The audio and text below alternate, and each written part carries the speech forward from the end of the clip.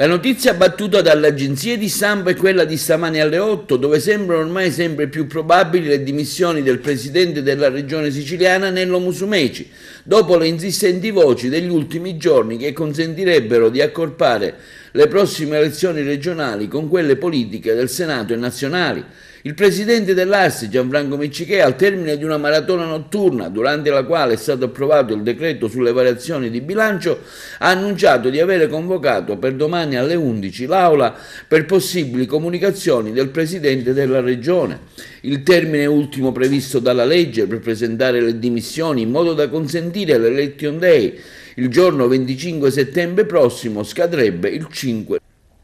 Musumeci, che ieri aveva ammesso di dare in corso riflessione di questa ipotesi, oggi sarà in visita istituzionale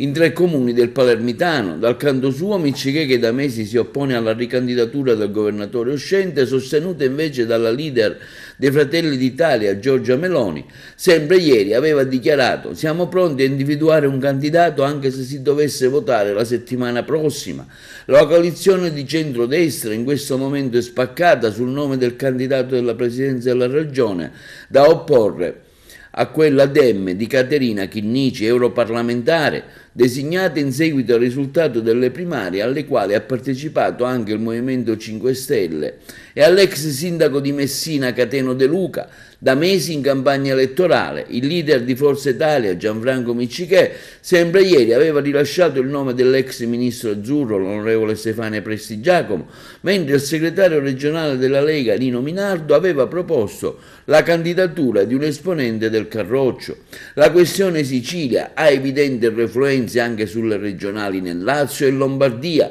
dove essere affrontata dai leader nazionali del centrodestra, che però fino ad ora non hanno ancora trovato un accordo.